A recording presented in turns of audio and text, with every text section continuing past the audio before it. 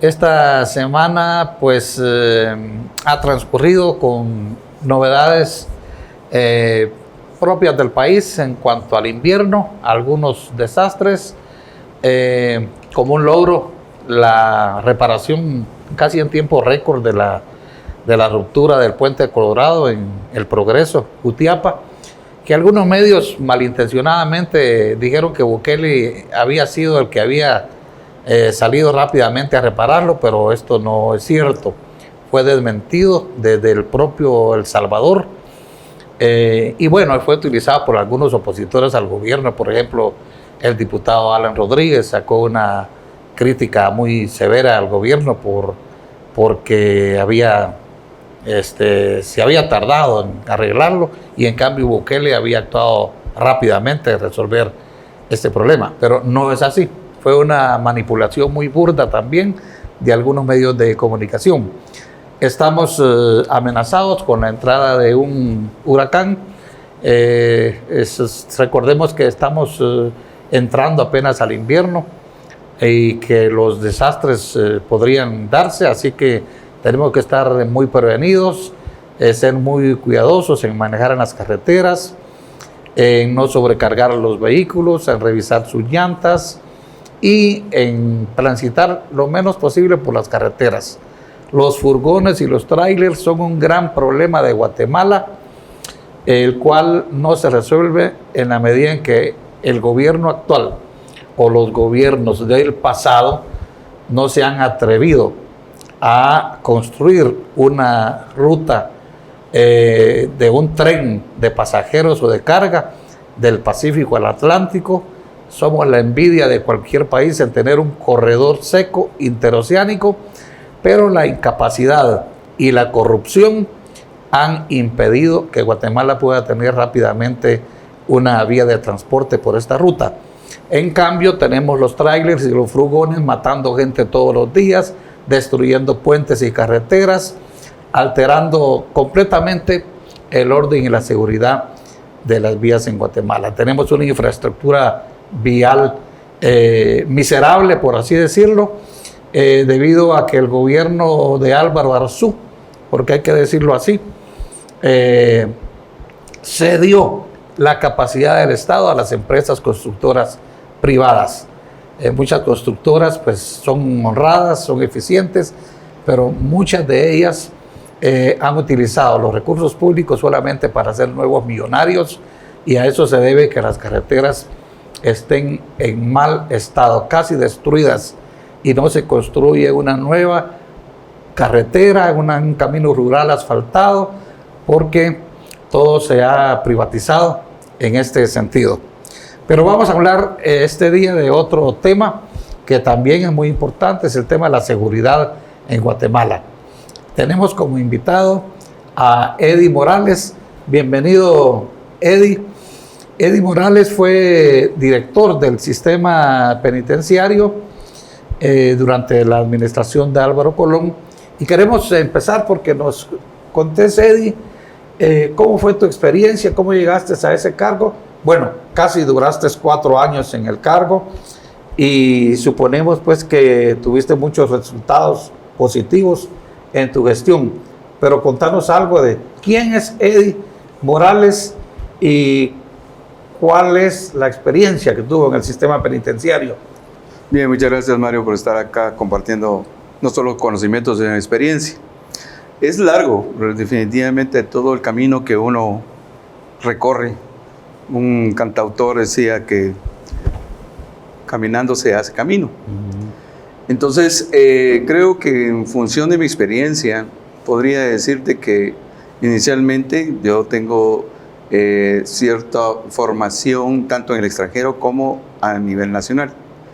Dentro de todas mis experiencias y conocimientos, pues soy sociólogo de la Universidad de San Carlos y posteriormente mi doctorado es en criminología y criminalística. Con ello aprendí muchos aspectos que van relacionados al interés de todo ciudadano y la pregunta que muchas veces nos hacemos, ¿y qué fue lo que realmente me impulsó a especializarme dentro de este contexto de la administración penitenciaria y ciencias penitenciarias. Entendí que la violencia, muchos toman como que es inherente al ser humano. No, la violencia se va construyendo de acuerdo a toda una serie de factores biopsicosociales. Y es aquí precisamente donde yo me preguntaba, bueno, ¿cómo es posible que un individuo, ¿verdad?, partiendo del concepto de Juan Jacobo Rousseau, que todo ser humano es bueno por naturaleza y son los factores ambientales y el entorno que lo conduce a ser malo? Y entonces me preguntaba precisamente por qué. Y eso es exactamente lo que me lleva a entender la problemática del fenómeno de la violencia y estudio sociología. Posteriormente, aparte de, por supuesto que sociología es muy amplia, definitivamente, no solo estudia el contexto de los fenómenos sociales, sino que también estudia otros contextos mucho más amplios. Pero yo me enfoqué en la sociología de la violencia, precisamente. Posteriormente, mi doctorado de criminología y criminalística, fui aprendiendo realmente a diferenciar lo que era la criminología y la criminalística, que son dos aspectos distintos. La criminología va a partir siempre del estudio directamente del sujeto, el hecho y el fenómeno criminal. Y por supuesto, al ser estudiados estos tres contextos, está muy atado a las escuelas sociológicas de diferente índole. Y es aquí precisamente donde posteriormente empiezo a estudiar mucho más a fondo después de mi doctorado. Y algo que me llamó mucho la atención fue mi primera tesis que realicé como sociólogo. Previo a graduarme, pues necesitaba experimentar el fenómeno de la violencia y cómo se vivía dentro del contexto de la sociedad guatemalteca. Precisamente por eso es que se llama mi tesis La marginalidad social y su relación con los índices de criminalidad en Guatemala. Estoy hablando de 1999. Y es acá precisamente donde, tomando como un objeto de estudio, fue el sistema penitenciario. Y posteriormente me interesó mucho lo que eran los sujetos de estudio que iban a ser los privados de libertad. Por cierto, fue un poquito difícil, ¿ya?, pero al final fue aprobado por el director de ese entonces y me permitió llegar a el centro de preventivo en ese momento, ¿ya?, porque después se convierte en cumplimiento de condena, Pavoncito. Es aquí precisamente donde empiezo a convivir al interior de una prisión, ¿ya?, como que es y por cierto se llama Centro de Reinstauración Institucional. Ese es el nombre correcto de Pavoncito, mal llamado Pavoncito porque lo ven como una prisión más pequeña que Pavón. Bien, y entonces acá es donde vivo una semana completa, ¿ya?, para experimentar realmente la vivencia de un privado de libertad, su administración y al mismo tiempo qué es lo que cómo se interactúa entre guardias penitenciarios y al mismo tiempo también con lo que experimentan los privados de libertad. Pero lo más importante es que yo tenía que demostrar la hipótesis verdaderamente de cómo la marginalidad social era tenía incidencia como factor, tal vez no determinante, pero como un factor que lleva a un sujeto a cometer un delito determinado. Acá fue una gran experiencia que hasta el día de hoy me sirve como dejemos la experiencia, un conocimiento adquirido vivencial. Sí. Aquí pude obtener mucha información en relación a cómo se manejaban los centros penitenciarios, la corrupción, esa problemática entre, yo le llamo la trinidad, entre privado de libertad, guardia penitenciario y director del centro, ¿ya? Y aquí es donde me doy cuenta de la problemática, la corrupción, la problemática de ese sentido de empoderamiento que algunos reclusos tienen, ¿ya?, para el control de las prisiones. Y esto me lleva entonces a demostrarlo, ¿ya? Y no digamos ya cuando inicio los estudios de doctorado, mi tesis precisamente se llamó la asociación laboral para la rehabilitación social del recluso en el sistema penitenciario guatemalteco. Y aquí es precisamente lo que me sirve toda esa experiencia aprendida, ¿ah? Y posteriormente me lleva a pensar una forma de cómo llevar a cabo un programa efectivo de trabajo y estudio para que los privados de libertad no solo se rehabilitaran de acuerdo a lo que establece precisamente el régimen penitenciario, tomando en cuenta las 4 etapas directamente del régimen progresivo, y es acá entonces donde planteo como una forma no solo vivencial y experimental, sino que poner en práctica lo que anteriormente lo había planteado en su momento. Y me di cuenta que sí era muy probable. Precisamente el programa se llama el cooperativismo penitenciario. Se logró crear 5 cooperativas, ¿ya? Ahí sí que de productividad, y que estas se distribuían dentro de los diferentes centros, al parte de que estos servían no solo para ingresos, ¿ya?, del privado de libertad, sino que para el mantenimiento o manutención de la familia. Pero y había un ahorro también. Hay quienes creen que las personas que van a cárcel se terminan de descomponer en la cárcel. Mira, esa es una, llamémosle por decirlo así, una percepción muchas veces equivocada. Ahora, hay que tener mucho cuidado en relación a cómo separas y clasificas, porque separación y clasificación no es lo mismo. Entonces, de acuerdo a cómo se hace esa clasificación, es ahí que vas a tener un éxito en función de la rehabilitación. Primero la separación y luego la clasificación. Entonces, acá es donde el problema serio en Guatemala, y aquí hay que tomarlo en consideración, es la infraestructura. No da. Segundo es el hacinamiento. El sistema penitenciario se ha convertido en un depósito de personas. Y el sistema de justicia, por supuesto, trabaja en relación a las sanciones o sentencias que emite. Y por supuesto también la Policía Nacional, pues capturando. O sea, el trabajo se hace. El problema es que como ellos están actuando, se olvidan de que en el sistema penitenciario no es nada más de estar entregando reclusos para que se llenen las prisiones. Fíjate que el sistema penitenciario tiene una capacidad de 6.500 a 6.800 privados de libertad, y son 22 centros alrededor de la República. De esos 22 centros, formalmente hay 4 para cumplimiento de condena y el resto son preventivos. Estamos hablando de, por ejemplo, granjas como la de Cantel. Estamos hablando de Cantel, en Quetzaltenango, Canadá. En Escuintla, está Puerto Barrios, ¿ya? Y hasta cierto punto también lo que es el circuito de Pavón. En Pavón, circuito se le llama, porque allí hay 5 prisiones. En Pavón, en Pavoncito, ahí los reos están sentenciados ya.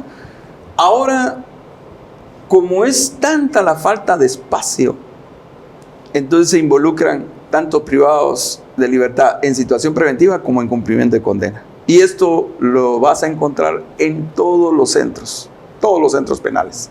Es más, hasta hay cárceles públicas, como se le llama, ya, dentro del caló penitenciario. Y esas cárceles públicas hay personas que, de acuerdo a lo que deciden los jueces, los envían ahí a cumplir condena, cosa que no debería suceder. Y es más, un problema tan serio que esas famosas cárceles públicas están a cargo de la Policía Nacional Civil, cuando no tiene absolutamente nada que ver la Policía Nacional Civil.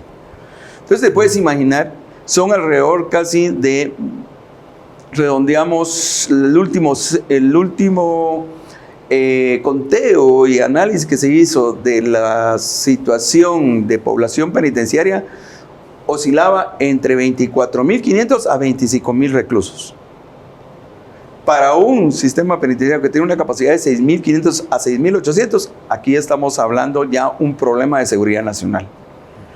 Y esa sobrepoblación va afectando, porque no solo no te permite de una manera efectiva a clasificar de acuerdo al perfil criminal y su nivel de peligrosidad, sino que es un problema más serio todavía. Cómo estas se involucran con aquellos que teniendo un caso de un delito de robo, los involucran con asesinos.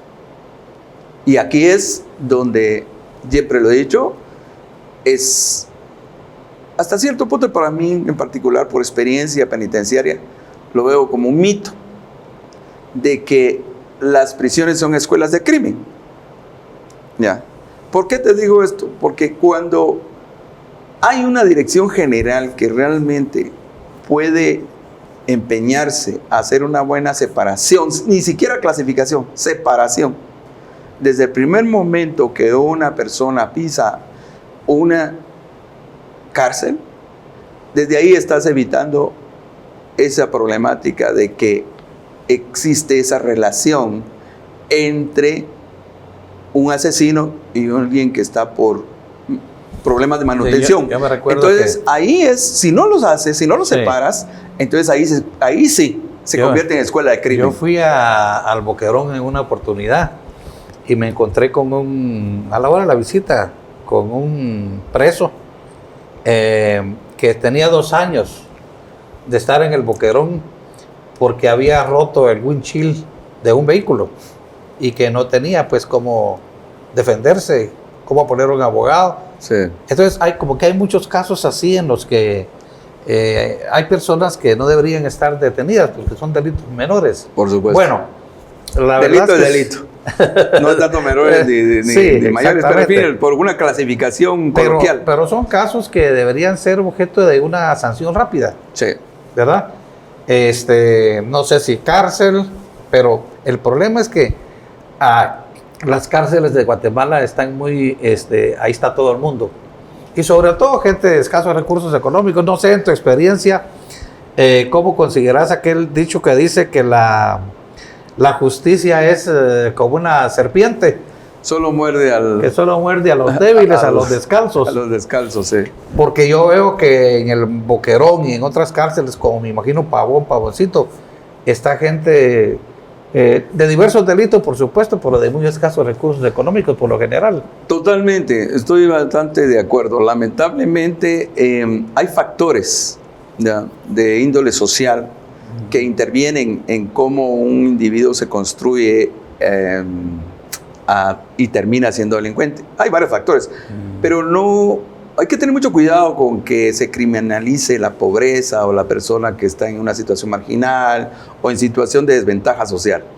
Yo creería de que acá la justicia debería ser para todos, pero lamentablemente se le hace señalamientos y se le etiqueta a aquella persona que en una situación es bastante vulnerable a ser marginado o excluido socialmente, debido a que nuestra sociedad es bastante excluyente. Y ese problema de exclusión social, ya sea por raza, género, en nivel económico, estatus, etcétera, afecta a una sociedad porque no logra integrarla. Y esa falta de integración nace en diferentes ámbitos de la estructura social. Si lo ves desde diferentes aspectos de las clases sociales, o sea, la estratificación social, inmediatamente acá en Guatemala tienden a marginarte o excluirte. Hay una teoría, parece que se llama la teoría de los vidrios rotos. Ya la conoces, que es una teoría según la cual el entorno urbano, el entorno de desarrollo, si hay una buena carretera, si hay una buena luz eléctrica, si las casas están, decentemente construidas, con sus servicios, etcétera, hay menos tendencia a la criminalidad en áreas que están, digamos, bien atendidas, pues. Fíjate que es correcto. Precisamente por eso, cuando observas las diferentes áreas que lamentablemente se tiene que clasificar desde la concepción de seguridad ciudadana entre área roja, área verde o área amarilla, por decirlo así, a veces ya utilizan el naranja. Esos colores de cualquier manera etiquetan a las áreas donde hay niveles de peligrosidad distintas. Entonces, ¿qué sucede? De acuerdo a esta teoría de los vidrios rotos, si vas a un lugar determinado y dejas un vehículo, se hizo un experimento social, se dejó un vehículo en un área totalmente donde había niveles de peligrosidad. Y en efecto, estos barrios marginales, fue en Nueva York precisamente, donde hacen este experimento social, y entonces inmediatamente a las 24 horas, por el mismo ambiente y el mismo entorno donde esto estaba sucediendo, este experimento social, pues en cuestión de 24 horas ya estaba casi desmantelado el vehículo. Bien, pero hicieron otro experimento y lo llevan precisamente a un lugar donde era todo lo contrario. El ambiente era distinto, ¿ya? Y dejan el mismo vehículo. El mismo vehículo pasó sin ser abierto, ¿ya? Y muchas de las personas inmediatamente se comunican con la policía para que sea pues removido ese auto. Mira, qué respeto. Y aquí viene otra teoría. Edwin Sutherland planteaba, es un criminólogo muy estudiado, el contexto de la asociación diferencial, así se llama esta teoría, asociación diferencial o labeling approach. Bajo este contexto, entonces, cabalmente, él lo que hacía, analizaba cómo un entorno donde un individuo pasa los 3 procesos de socialización, pero particularmente el primero, que es dentro de la familia, cuando hay una situación de violencia constante, pues el individuo aprende a ser así. Si en el primer proceso de socialización, lo que llamamos nosotros en la sociología, es el proceso de socialización primario, si ves que hay violencia, que hay alcoholismo, que hay, digamos, drogadicción, hay una serie de adicciones, pues ese comportamiento es aprendido por los niños. Y es aquí donde empieza a formarse. En los primeros 5 años, que son los fundamentales para cualquier ser humano, donde va a determinar el fracaso o el éxito que a futuro puede determinar ese constructo del individuo. Y luego pasará a la escuela, que es el proceso de socialización secundaria. Acá hay algo muy interesante. Todo aquello que has aprendido en casa y te vas a trasladar a tu escuela, inmediatamente haciendo una sociometría, así se llama, te das cuenta inmediatamente que los chicos que aprendieron a ser violentos se empiezan a reunir con grupos violentos. Las personas que aprenden en su proceso de socialización primario una situación de valores y principios, pues es todo lo contrario, y buscan también su grupo que actúe de esa manera, y así sucesivamente. Y aquí es precisamente donde se involucran aquellas personas que ya están vinculadas a ciertas pandillas a empezar a reclutar a jóvenes incautos, ¿ya?, e ingenuos, y les ofrecen placeres, ¿ya? Y estos placeres, al no ser conseguidos dentro de su familia, se involucran dentro de este tipo de estructuras criminales. Y así es cómo nacen las maras. Aquí es exactamente el contexto. Vamos a un receso y regresamos en un momento. Estamos conversando sobre el tema de la seguridad, conversando con nuestro invitado, Eddie Morales, exdirector del sistema penitenciario. Regresamos en un momento.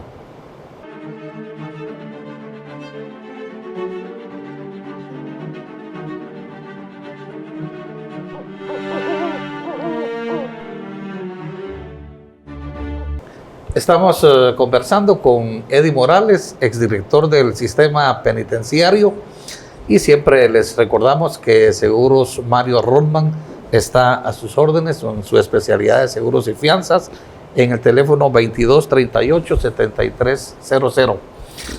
Eddie, actualmente está muy en discusión debido a que este gobierno es muy débil el tema de la seguridad.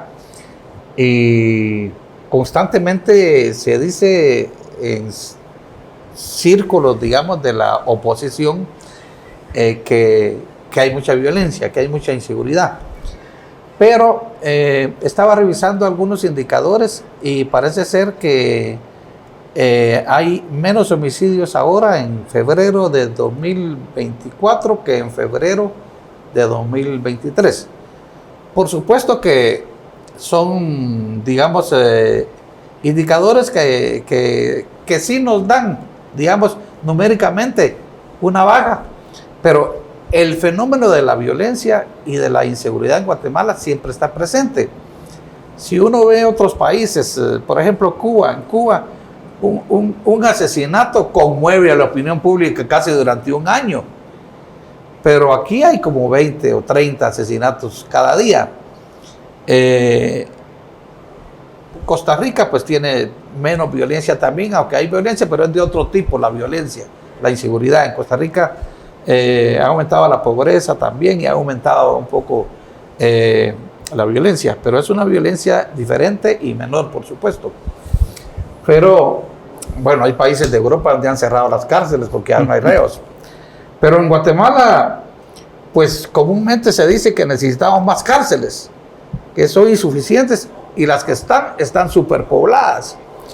De hecho, algunos cuarteles como Matamoros y Mariscal Zavala han sido convertidas en cárceles.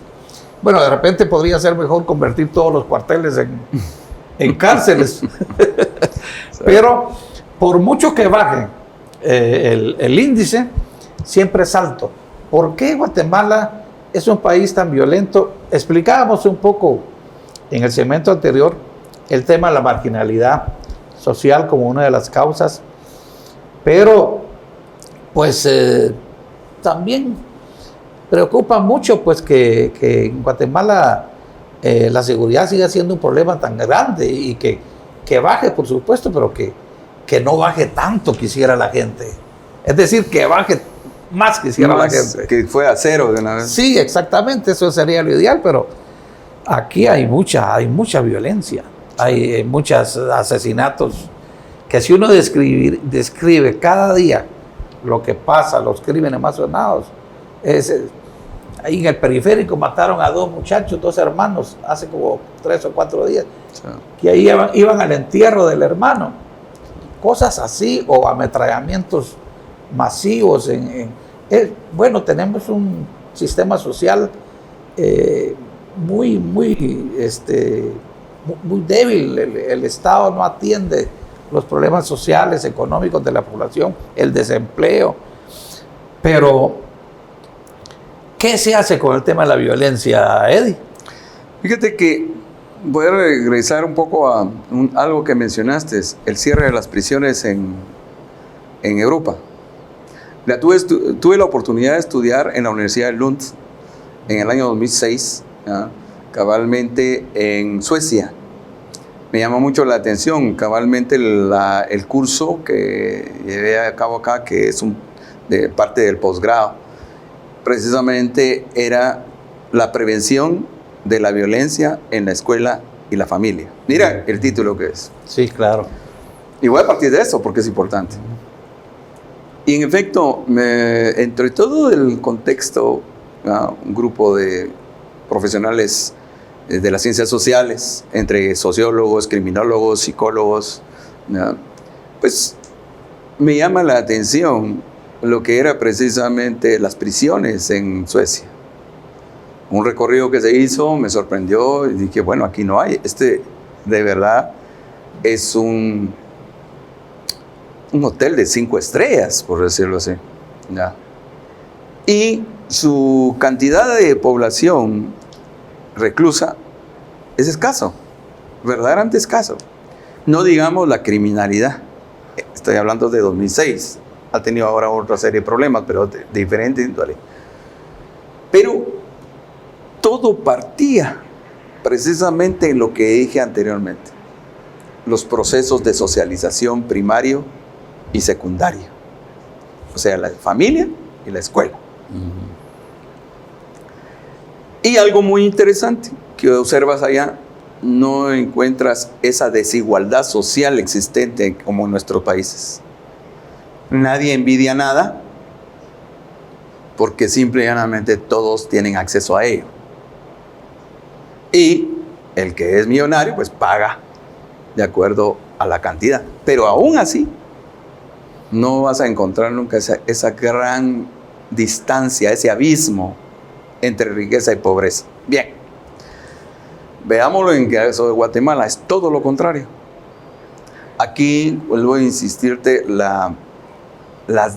el abismo es tan grande que de cualquier manera las personas viven el día a día ya no en situación de vivir, por decirlo, sino que sobreviviendo. Y esto, de cualquier forma, ese distanciamiento entre riqueza y pobreza va generando una serie de comportamientos sociales de rechazo. Y es más, no solo rechazo, sino que cierto tipo de envidia al que tiene, no tiene. Y esto nos va haciendo una sociedad desintegrada. Acá, entonces, la persona que está en una situación de un estrato social, ¿ya?, con una serie de vulnerabilidades, pues busca la forma de cómo llegar a alcanzar lo que otros tienen. Sí, o a suplir sus necesidades inmediatas. Mucha gente no tiene que comer. Exacto. Entonces, acá encuentras, no estoy diciendo que criminalizar la pobreza, jamás. Yo he visto mucho más pobres honrados que millonarios. ¿Ya? Y esto los lleva entonces a decir, ¿cómo logramos nosotros, ¿ya?, a generar cierta, llamémosle, reducir esas desigualdades sociales? Y entonces la respuesta de tanta violencia, ¿ya?, es una de esas. No solo es el único factor social, ni es el determinante, pero sí es un factor que facilita que los índices de criminalidad se vayan hacia arriba. Y esto entonces, posteriormente, puedes involucrar otros factores. El caso de cómo el narcotráfico se ha introducido, las maras, cómo tantos jóvenes se involucran en ellas, y la corrupción de ciertas élites, ¿ya?, económicas, que de cualquier manera terminan manejando e influyendo en el Estado hasta para nombrar a ciertos personajes, ¿ya?, que le es de su conveniencia. Entonces acá te das cuenta que todo parte de ese inicio. Cómo nosotros, esas desigualdades sociales se convierten en problemas estructurales. Y permite que otras personas, cuando están en busca de oportunidades y no las encuentran, pues inmediatamente utilizan otros medios para lograrlo. Y aquí viene precisamente donde se inicia una ola de violencia, cómo se van involucrando estos grupos, cómo los van reclutando en el tráfico, en el menudeo de drogas. Y aquellos que tienen cierto conocimiento e influencia dentro de las estructuras sociales más altas, para mantener su estatus, muchas veces se vinculan, no estoy diciendo todos, ¿ya?, se involucran dentro del crimen organizado, entiéndase, los vínculos con el narcotráfico. Y estos narcotraficantes van reclutando a todas esas clases que están en situación muchas veces paupérrimas y se van fortaleciendo. Claro que ellos no los van a poner como los principales narcos o con esos vínculos de la estructura social de, llamémosle, nosotros le llamamos en la criminología el crimen de cuello blanco, sino que los operativos son los de abajo. Y por esa razón se dan el lujo que en estos casos, lo que está sucediendo en el gobierno actual, que se ve bastante débil, no ha podido realmente tener mucho más coraje para enfrentar. Entonces genera precisamente ese sentido de inseguridad. Cuando das cuenta, por ejemplo, acá tengo unos datos, solo los últimos datos encontrados, habían 589 homicidios para ambos sexos de lo que comprende de enero a marzo, aún todavía no ha salido la de julio. Esto nos dice a nosotros, ¿ya?, que si en efecto hacemos un análisis comparativo entre una fecha y otra, te das cuenta de que de cualquier manera la violencia, ¿ya?, por decirlo así, se mantiene. Y más o menos la tasa anual, de acuerdo a los datos que tengo aquí, son 16.1%. Ese 16.1, ¿ya?, eso implica que si comparamos desde el año 2009 hasta acá, 2009 aproximadamente ascendía más o menos, no tengo aquí el dato, hace 45 por cada 100,000 habitantes. Ha bajado a 16.1. Sí, porque esos índices como que reflejan una baja comparado con el gobierno de Yamatei anterior. Estamos hablando estamos hablando más o menos desde Álvaro Colón, ya, hasta la fecha. Entonces, en aquel entonces aproximadamente eran 45, luego pasó a 24, así fue bajando. A 16. Más o menos en el gobierno pasado se mantuvo en 16.7 y ahorita tienen en 16.1. Si lo vemos en relación a la medición del homicidio, que lamentablemente es una variable que debe ser considerada para ser medida, 16.1. Bueno, y es aquí precisamente donde vemos, bueno, entonces, ¿por qué vemos tantos muertos y por qué tanta violencia? ¿Por qué esto? Las preguntas. Sin embargo, ¿se sobredimensiona? No solo se sobredimensiona, por supuesto. Recordad de que en este momento, este gobierno actual, precisamente por lo débil que es, no tiene verdaderamente equipo de trabajo, no tiene buenos operadores políticos, falta mucho más cómo enfrentar, en pocas palabras, como decimos coloquialmente, tomar el toro por los cuernos, ¿ya? Y esto le daña precisamente, no es que sea malo, simplemente, y las acciones que han llevado a cabo son correctas. Por ejemplo, las requisas en los centros penitenciarios, esa toma del infiernito, mal llamado infiernito, que es un anexo B de la granja penal de Canadá.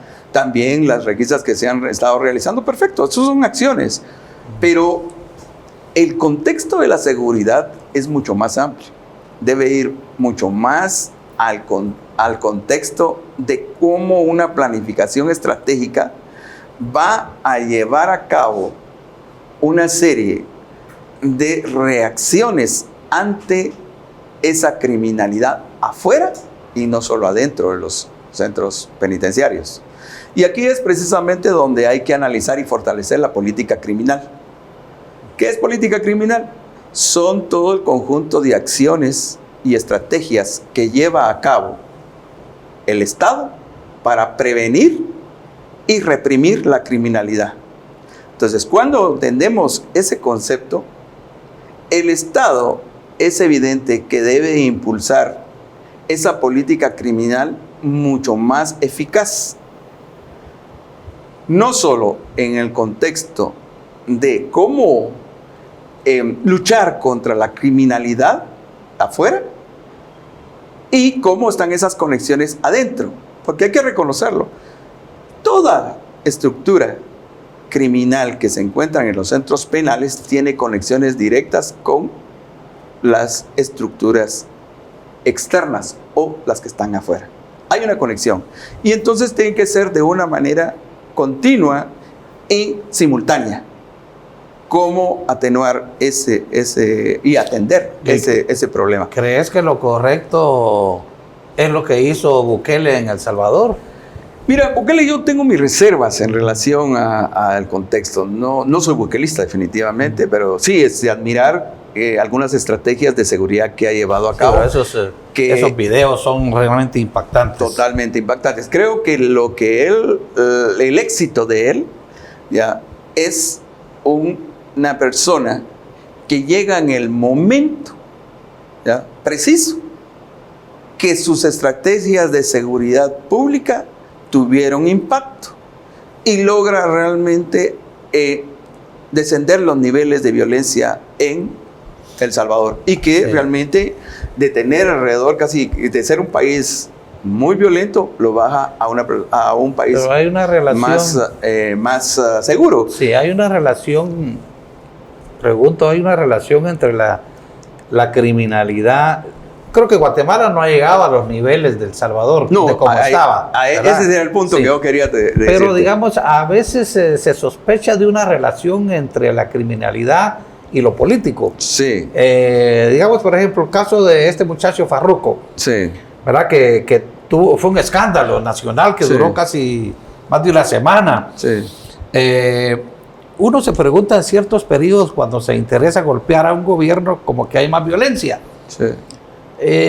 ¿Será posible algún tipo de relación entre estas estructuras criminales? Porque a veces sí son estructuras criminales que están vinculadas a lo político. Por ejemplo, el caso de las extorsiones. No sé si el 100% de las extorsiones son, digamos, realmente responden a una criminalidad común. Son más de 60 millones de dólares al año los que representa la extorsión. Pero a veces uno se pregunta, ¿será que es delincuencia estrictamente común? Yo creo que hay un poco de todo. Sí. Definitivamente acá estamos hablando diferentes tipos de criminalidad. ¿Ya? Y la criminalidad abarca desde lo que es el crimen de cuello blanco, que son aquellos que teniendo un poder se aprovechan de él a través de la corrupción y siendo funcionarios públicos, que eso es lo más triste. Sí. Verdaderamente, siendo funcionarios no tienen un pensamiento de Estado, no tienen un sentido de estadistas, y entonces llegan a estos cargos aprovechándose de él. Ese es el crimen de cuello blanco. O las personas que no están dentro de siendo funcionarios, pero están afuera, pero pertenecen a cierta clase élite económica y política. Y no los capturan, porque capturan a los operadores, a los gatos. Exactamente. Ellos están planificando cómo hacerlo, porque tienen información privilegiada. Y esa información privilegiada es precisamente para incrementar los niveles de corrupción y a través de la corrupción hacerse de mejores réditos, ¿ya? Y de ganancias económicas. Y por supuesto, estas de cualquier manera empiezan a tener contactos, no solo políticos, sino que también económicos. Y los terminan haciendo que los operativos o tácticos son aquellos que pertenecen a una clase social que podríamos decir está en vulnerabilidad y en desventaja. Y los utilizan totalmente. Y con ello precisamente se aúna todos aquellos políticos que han sido patrocinados o financiados por el mismo narcotráfico, por el mismo crimen organizado, para llegar ahí y proponer iniciativas de ley que solo le favorecen a cierta y determinada estructura económica y política, pero no le favorecen al pueblo, a la población en general. Entonces vemos inmediatamente que todo el sistema, vamos a pasar en ese momento a este aspecto, está cooptado. Actualmente Guatemala vive una crisis de una cooptación del Estado, precisamente de ese crimen de cuello blanco. Lo encuentras en el mismo sistema de justicia, lo encuentras en el sistema legislativo, ¿ya? Y lo encuentras en el ejecutivo. ¿Qué sucede? Muchos cuadros medios, ¿ya?, que han estado vinculadas a estas redes aún permanecen ahí, porque al final aquellos funcionarios que están en la toma de decisiones muchas veces no se dan cuenta cómo se está realizando todo ese tipo de corrupción en esos cuadros medios. Y aquí entonces hay que ponerle mucha atención para llevar a cabo una estrategia de depuración institucional. Una depuración institucional para sacar a esos malos elementos, porque no todos son malos. Claro. ¿Ya? Entonces, porque estas personas que están ahí en esos cuadros medios y que han sido muchas veces puestos por influencias, contactos, compadrazgos, solo llegan a destruir y a debilitar las instituciones. Entonces, ahí es una de las primeras cosas que tenemos que hacer. ¿Por qué viene todo esto con la criminalidad? Porque está conectado. La fuga de información dentro de lo que es las instituciones de seguridad y justicia es un problema serio. ¿Cómo es posible, o te puedes preguntar, de que se va a realizar una requisa o se va a realizar algún operativo y ya lo sabe el crimen organizado? Sí, por eso fue fuga de información. Por eso fue tan complicado, al parecer, la designación de nuevos gobernadores. Totalmente. Porque los gobernadores gobiernan un territorio. Totalmente. Y manejan a la Policía Nacional. Totalmente. Entonces pueden dar luz verde al paso de un camión, de un tráiler o en fin, Sí. Rutas libres para la delincuencia y la criminalidad. Y de ahí es donde se desprende todo tipo de criminalidad. Por eso te puse desde lo que era criminalidad de cuello blanco, ya pasará precisamente a la criminalidad común, a crimen organizado, criminalidad común, hasta llegar precisamente a aquellos pues criminales que normalmente lo tomamos casi como de la misma violencia diaria, ¿verdad? Todo esto, nuestra sociedad en Guatemala estamos en desventaja. Y lamentablemente el problema de la violencia y la corrupción cada día más se convierte en hechos sociales que son frecuentes. En pocas palabras, dentro del imaginario social colectivo lo ve como algo común. Claro. Y porque nos hemos acostumbrado precisamente no solo a la violencia, sino a la corrupción. Ya estamos terminando el programa, se nos fue el tiempo. Yo me estaba recordando de una película, El Guasón. Sí, es donde cierto. Interesante. Al final, lo que sucede es una rebelión social contra el estado de cosas. Sí. Que ya el Estado está tan cooptado por estructuras mafiosas y criminales que lo que se produce es una gran rebelión de la sociedad, pues, en contra del Estado, ¿verdad? Algo más, Eddie, ya estamos terminando. Pues unas últimas palabras. Yo creo que hay que tomar en consideración desde la perspectiva de los cambios sociales que necesitamos.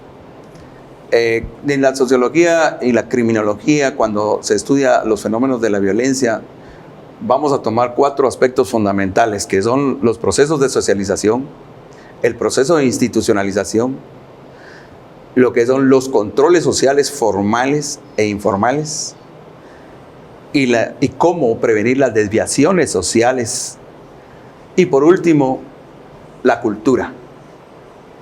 Estos elementos son fundamentales para que se generen cambios sociales verdaderos. Y solo hay 2 formas de realizarlo.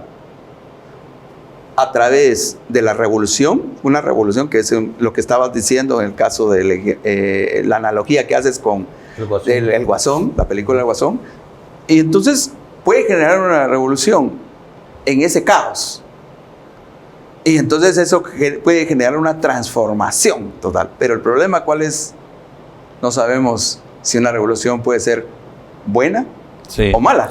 Y la otra serían los ajustes sociales. Claro. Y los ajustes sociales son lo que está haciendo actualmente nuestros gobiernos que han pasado. Utilizando un sistema republicano democrático, utilizando un marco jurídico, tratan la manera de enmendar, reformar, y que no lleguemos a ese estadio crítico de una revolución, sino que verdaderamente hacer ajustes sociales. Pero esos ajustes sociales, utilizando nuestro sistema republicano democrático, tenemos que saber hacerlo en función de generar leyes y que se promulguen a favor de la población para que de una u otra manera se logren los satisfactores mínimos sociales y económicos, porque entre menos hayan satisfactores sociales y económicos, mayor va a ser la inconformidad.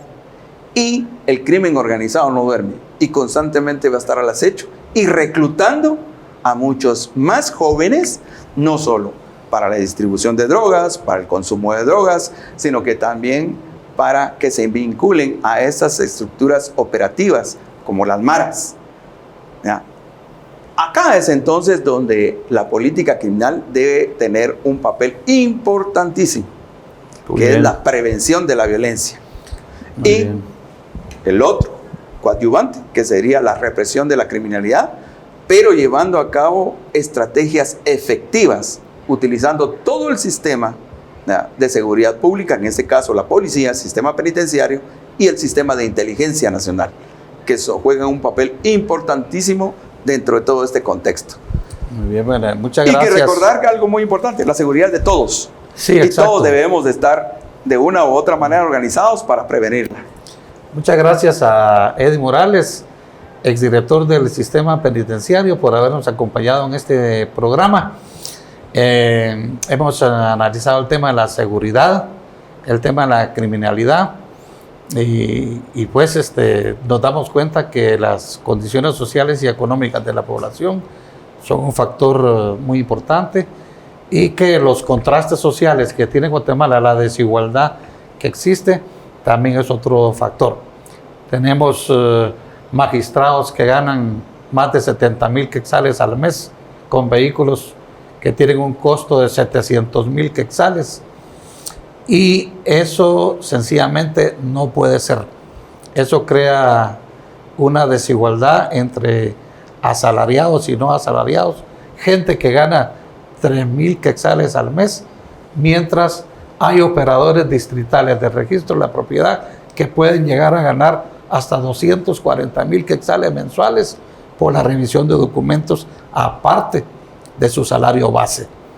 Esas condiciones no pueden generar más que un estado de injusticia, de desigualdad, donde lo lógico es que se produzca violencia como uno de los factores coadyuvantes.